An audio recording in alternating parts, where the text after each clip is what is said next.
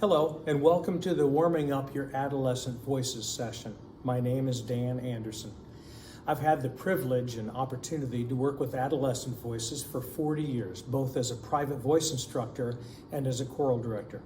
I just finished my 20th year at the middle school level, and I'm looking forward to many, many more. Developing the young voice into a mature adult voice in a healthy way has always been a passion of mine. I have found that through a well-developed system of exercises applied logically to a choir, you can develop strong voices and with healthy singing habits. I believe this can help keep your students involved in choir in high school and into adulthood. We've all found some exercises that work and some that don't for our choirs. We also have found some warm-ups that work with one choir but not for another. In this nuts and bolts session, I will explore the issues and challenges of building a healthy adolescent singing voice. I will discuss such topics as why we warm up, what a daily warm-up plan looks like, and some common mistakes that we all make and how to avoid them. I will examine a number of different exercises that address a variety of vocal challenges and explore which keys and ranges work best, or not at all, for your various choirs. I will show you how to tailor your warm-ups to each particular age and grade choir. You will also get to see and hear real middle school choirs singing these warm-ups. My hope is that this session will provide you with some ideas and warm-ups to help you build your young voices in a healthy, efficient way. So, why warm up? That's a very important question that we all have to answer for ourselves. I have always used a lot of sports analogies in the classroom. These have become even more important with the incredible number of young people involved in travel sports at every age. I've also approached my own singing as an athletic activity. It's very easy to make the comparisons to an athletic practice. So why warm up? Why do athletes warm up? So every athlete, first of all, stretches before practice or a game. This helps them avoid injuries, but it also helps them hit the ground running, so to speak. We can dig right into the difficult sections of literature if their voices are ready to go. Second, we are also conditioning their voices. I have a daughter that was a high-level gymnast when she was young. I remember her doing all sorts of crunches and pull-ups and all the other repetitive physical activities that helped condition her into an incredible, well-rounded athlete. This works the same for our singers. If we work their abs with support exercises every day, they will eventually develop these wonderful support muscles. 3, we're also building their voices. We want to expand their range, allow them to sing louder, and develop this great vocal agility. 4, there are also specific areas of growth on which we can focus during warm-up time. Things like diction or breath, intonation, placement, tone quality, register transitions, just to name a few. And 5th, I think it's important to note that we are the only voice teacher that 95% of our students will ever have. I approach every class like I approach my private voice lessons. I'm responsible for all my students' vocal health and growth. It's my responsibility to know the voice and to know their voice. We chart every one of our students' voices 4 times a year so we can get to know them very well. It is so important to learn about the adolescent voice, but it's equally important to know the voices that are in front of you every day. So let's talk about our daily warm-up plan. I believe if you dedicate 5 to 10 minutes at the beginning of every rehearsal, you will see incredible growth in your students. At the beginning of the year, that might be a longer period of time because you're establishing expectations and good habits. Here's what I've used for years as my daily warm-up plan. First, we do some sort of physical movement or stretching. 2, we do a breathing exercise. 3, we'll do a warm down or a beginning phonation type of exercise. 4, we do a warm-up or a range development. And then 5, we will pick one. I call them specialty exercises, and we'll do one that addresses either tone or placement, resonance, support exercises with the support muscles, the register transitions or working through the passagios, a flexibility exercise, dynamics exercise, intonation or some sort of choral exercise, and then maybe a diction or articulation exercise. So one from those specialty exercises. you will see that most exercises will have more than one purpose. For example, exercise number 5 is a great warm-up to develop a resonant tone. It also works well as a warm-down exercise. If your daily warm-up routine stays the same, and you plug in different exercises into those various categories, you can increase the difficulty and keep the students interested and engaged, all the while developing some beautiful and healthy young voices. Now we're going to talk common mistakes that we all make. I've made many mistakes over the years learning how to effectively warm up my choirs. I would like to share 6 with you that if you can avoid, it will help make the warm-up process go much more smoothly and make it more worthwhile for your students. The biggest mistake, I think, is starting in the wrong key. You want the majority, if not all, of your students to be able to sing at the beginning of each exercise. The key of C is not your friend, at least not to start on.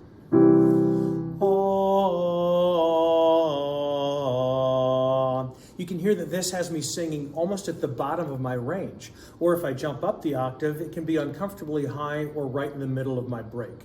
So it's difficult to make that a starting point, especially when a lot of your 7th grade young men won't be able to sing down that low, or it puts them in their break. The second common mistake is keeping everyone singing through an entire exercise. Allow them to drop out and re-enter as their voice tells them.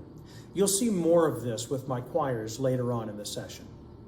A third mistake, one size definitely does not fit all. That warm-up that your voice teacher had you do in college that you just loved may not work very well for your 7th grade girls. And what works perfectly for your 6th graders may not work at all for your 7th graders, and vice versa. And don't be afraid to modify an exercise that isn't working like you think that it should. A fourth common mistake, avoid using exercises with a range of an octave or more. And this is typically more with our 7th and 8th grade voices. Remember, many of the young men lose much of their range during their change. We don't want to set them up to fail. If you can find their one comfortable octave and then use an exercise that won't move after each rep, that would give you more success. Exercise number 23 is a great example of this. Do, do, re, mi, re, do. So that goes up and down for that full octave. So if I found that the key of E or the key of E flat works really well with the 7th and 8th grade young men. Even though you'll have some who can barely sing the bottom note and others who struggle at the top, you're going to find that octave that most of your men are able to sing. The fifth and easy mistake to make is going the wrong direction. Most exercises have a direction that makes sense, either ascending or descending. Exercise number 4, for instance, is a descending exercise. Starting too high on the NG sound can cause tension in a young voice. So if I start in a medium range for me, key of F, very comfortable. But if we push that too high, I have the capability of doing that well, even though it's a little bit of a struggle up there in that A major range. That could create a lot of tension on your young voices. And then finally, the 6th common mistake, trying to combine too many purposes into one exercise. That can be confusing to your students. The more layers we add for middle schoolers, the more difficult it is for them. If they're singing exercise 19, for instance, red leather, make sure their focus is on the articulators. Red leather, yellow leather, red leather, yellow leather, red leather, yellow leather, red. Keep this in a moderate range where they can all sing comfortably and just move up and down a few half steps at a time. This is not a range expansion exercise or a tone quality exercise. Don't harp on their vowel shapes, and definitely don't take them too high. So now it's time to put it all together. I have found that there are 2 main components to successfully warming up your choirs. 1, understanding the purpose of the exercise, and 2, key, range, and direction. Every vocal exercise should have a purpose, and it's our job to understand that purpose. For instance, the main purpose of exercise number 11 is to strengthen the soft palate. Secondary purposes are to work the abdominal muscles and as a diction exercise. Knowing the purpose of an exercise will allow you to focus on the key, range, and direction you will utilize for that particular exercise, which will give you the most success. We want to start in a comfortable key for as many of our singers as possible. We want to expand our singer's range, but with appropriate exercise and not with every exercise. We also need to be mindful of the direction we are going. Exercise number 11, for example, should start in a comfortable middle range, should descend, and should not go too low. Trying to ascend with this exercise could cause a lot of tension in a young singer. So exercise 11 is key, ka, key, ka, key, middle range. We descend with it. In the book, you can see it tells you for which grade level and how far to go. But if we try to ascend with that exercise, I'll just let you listen to my voice. Key, ka, key, ka, key, key, ka. Already you can see, and I'm just in the key of A flat major. That's going to create a little bit of tension here. We want to keep the attention and tension away from here and up to the roof of the mouth and on the abs. Those are the two sensations they should be feeling on an exercise like that. So now let's take some exercises, and I will walk you through what I do with the 6th grade, 7th grade, and 8th grade. So we're going to use exercise number 5 as our first example.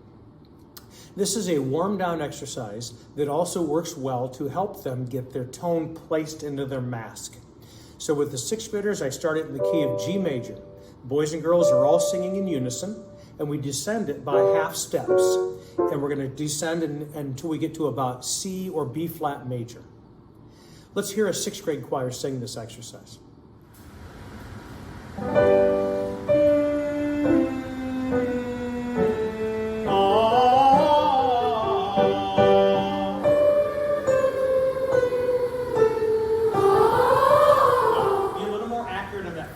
Can you throw a dart on that first note, please? Darts up. Nice.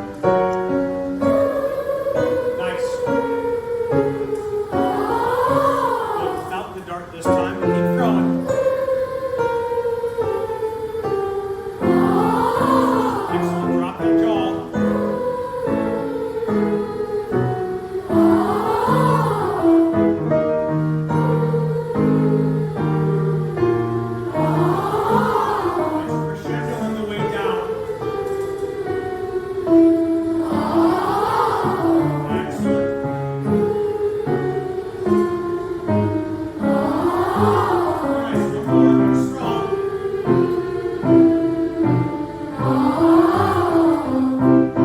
So here's how we do this exercise with the 7th grade. First of all, though, when I wrote the book, I was starting to have more 7th grade basses than I have ever had before. And now I have an overwhelming amount of basses in the 7th grade level.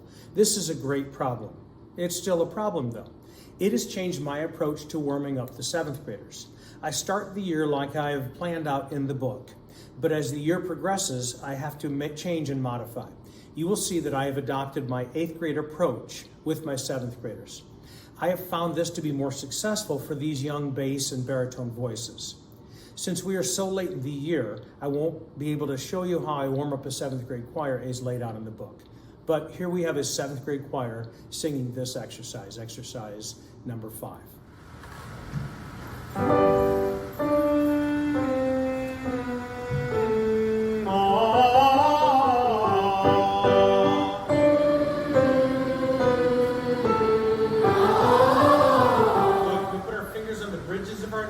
Feel the buzz.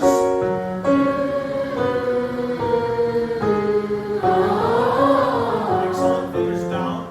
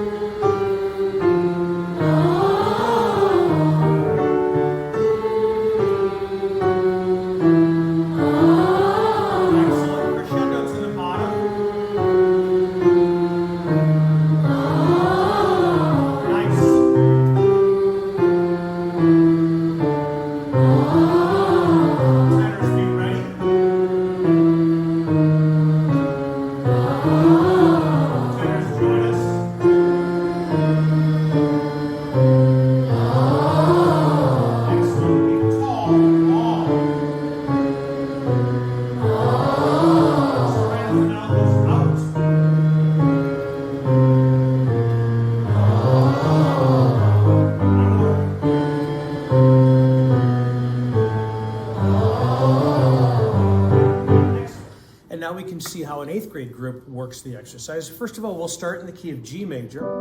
The sopranos and altos are going to be singing in unison up there, and the tenor and basses are unison right down there, right next to the D above, right above middle C. We're going to descend the exercise by half steps. When we get to E major, we're going to drop the tenors out. The soprano, alto, and bass continue descending by half steps. About B or B flat major, we're going to bring the tenors in, but they're going to be up in the same octave as the sopranos and the altos. And then we continue descending until we reach about A flat or G major. So let's hear an 8th grade choir sing this exercise.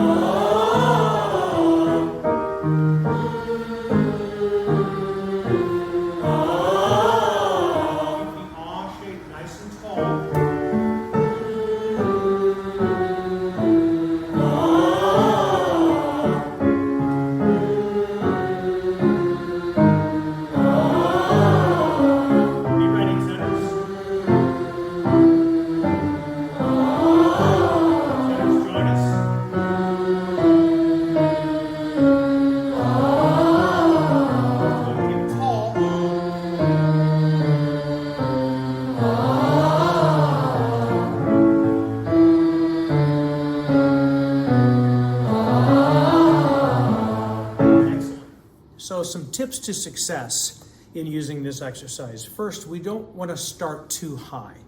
And we don't want to use this as an ascending exercise because that can cause some tension in your young voices. So you find that comfortable middle key that we start on for your particular group and descend the exercise.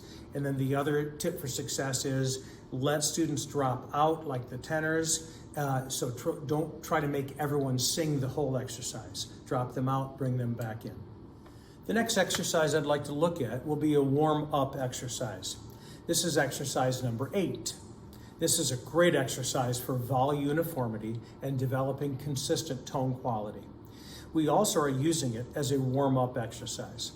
So with our 6th graders, we would want to start in the key of E flat major, the boys and girls both singing in unison, and we ascend by half steps. And we'll continue up until we reach either B flat, B, or C major, depending on the time of year. So B flat major early in the year, and when their voices start to develop more, we can move that up to C major. So let's hear a 6th grade choir sing this exercise.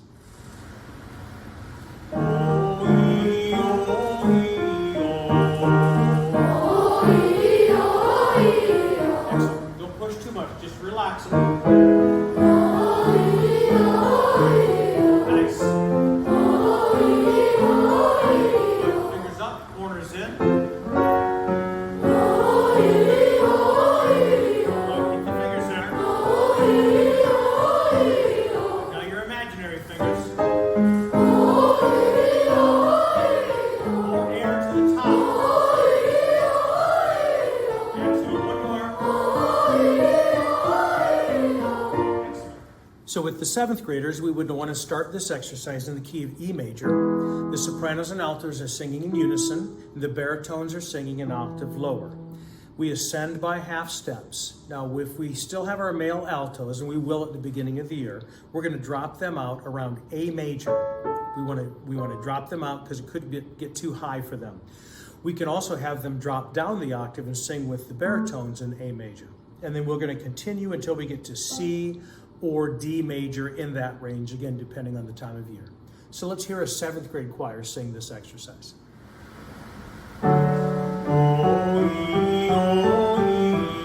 No tenors yet, we'll bring you in. Very round. Good. Tenors join us.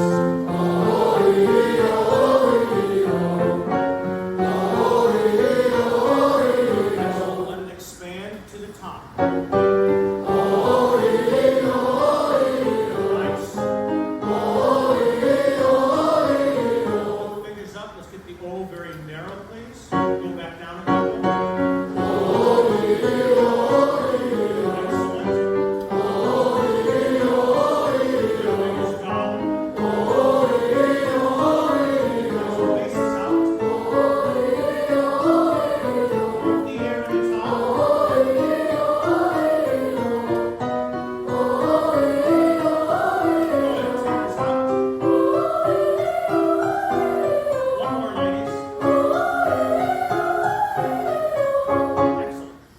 So with the 8th grade, we're going to want to start in the key of D major, which could be a little low for your tenors, so you can allow them to wait for a couple of reps before they join.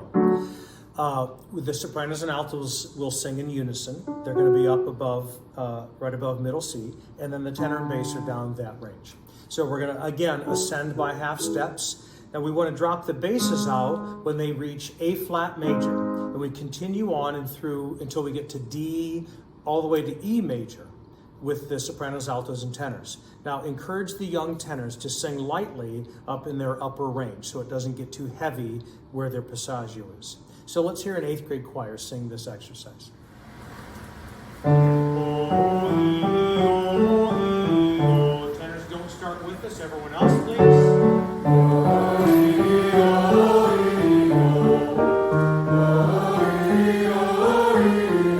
Let it swell to the top and come back down again. Nice and strong. Tenors, join us. Excellent. E is getting a little bit wide. Fingers up, please. Excellent. Fingers down. Bass is out. Excellent. Keep it open.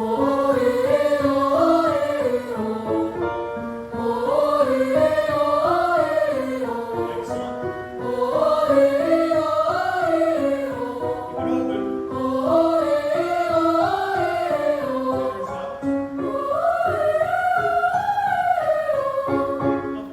So let's talk about some common mistakes that you could make in this exercise. First, we want to make sure that the singers have nice, tall, narrow vowels, especially as they're ascending. Their tendency is going to be to spread. We want to do that constant reminder of keeping the corners in as they're singing high.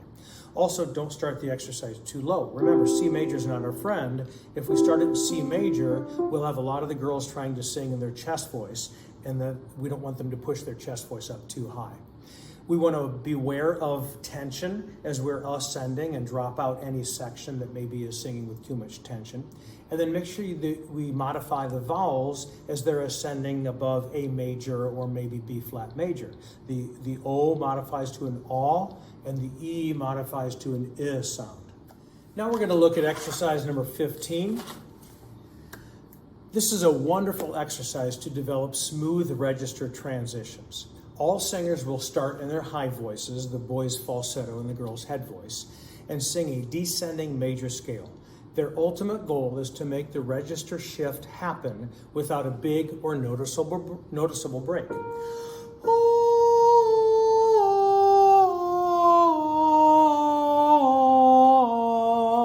Singing on an ah allows them the feeling of a more open throat, so it doesn't close off as they go through the break area. As a side note, we don't use this exercise much with the 6th grade until the 2nd semester, when many more of the young men's voices are starting to change, some with a vengeance. So with our 6th grade, we'll start in the key of C major, and they'll start all in unison up. It's the C above middle C. We're going to descend by half steps until we reach around the key of A flat major, and then that's where we'll stop. So let's listen to a 6th grade choir sing this exercise. Okay, throw a siren on ah.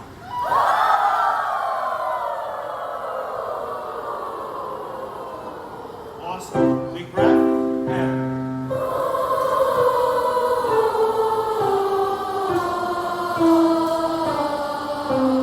nice.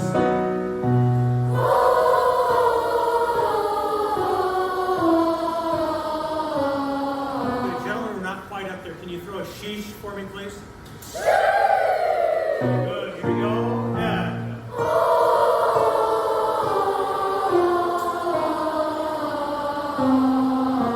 let it crescendo a little on the way down.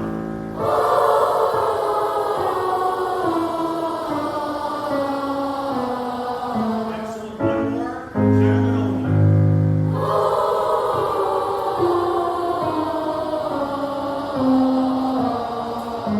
Nicely done, thank you. With our 7th graders, it's very much the same exercise, except we'll start in the key of B major. All students are going to sing in unison. We descend by half steps. When we get to A flat major, we'll drop the ladies out, and we'll continue going. We'll continue on to probably F major with the young men. So let's hear a 7th grade choir sing this exercise. Throw a siren, please, on ah and.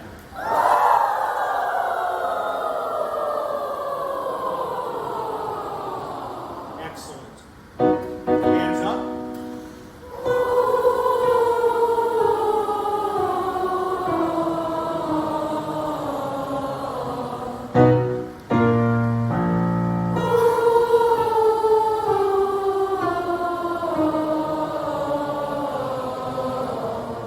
Look at that higher hand, please.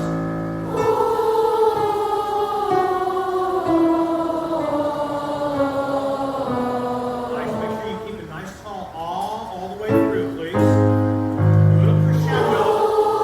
Here we go. Keep it open. Nice. Tenor bass only. Keep it wide open.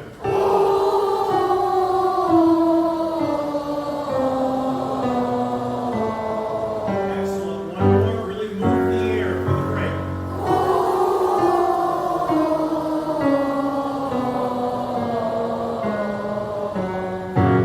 The 8th graders, we are going to be doing the same basic thing that we do with the other grades. B flat is probably a better key for the 8th grade because some of your men may not have falsetto above that. So finding that note that they're able to sing falsetto is important. All students sing the same octave. We're going to descend by half steps. Again, we'll drop the ladies out about A flat major and then let the men continue until F or E major, making sure that they're starting in their falsetto. So let's hear an 8th grade choir sing this exercise. Throw a siren on ah, please, and.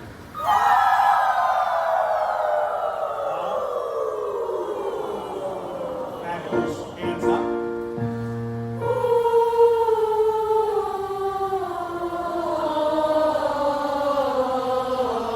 So let the air do the work, gentlemen.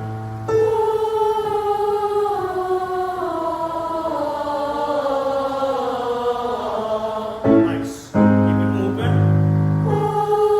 Little crescendo.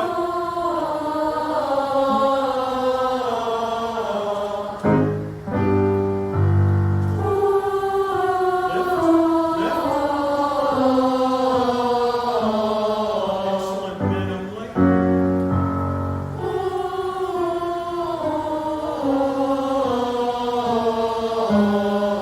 Very nice. One more, please.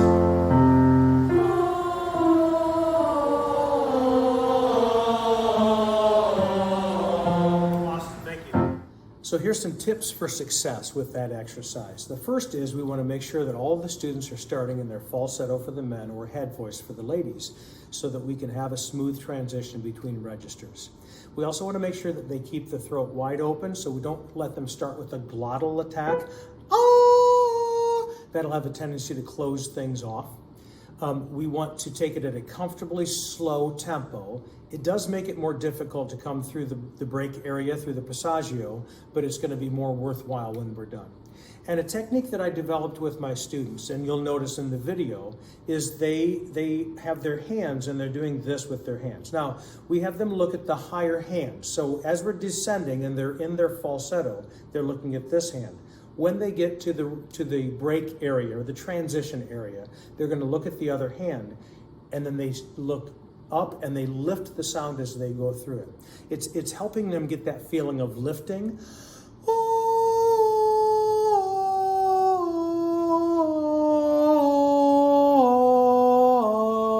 So that when they shift gears, it's not done with such a vengeance. So that's a technique that I've used with a lot of success. I'd like to thank you for spending time with me today. I hope you've been able to take away at least one idea from this session. It might be the importance of a daily warm-up plan, or maybe you will look more closely at the purpose of your exercises. Knowing what key to start in, how high or how low to sing, or what direction to go may be a new focus for you as well. Whatever your takeaway, I hope that you remember that we are the only voice teacher most of our students will ever have. We must learn about the voice, but we also need to be the experts on their voices. I wish you luck and enjoy those warm-ups.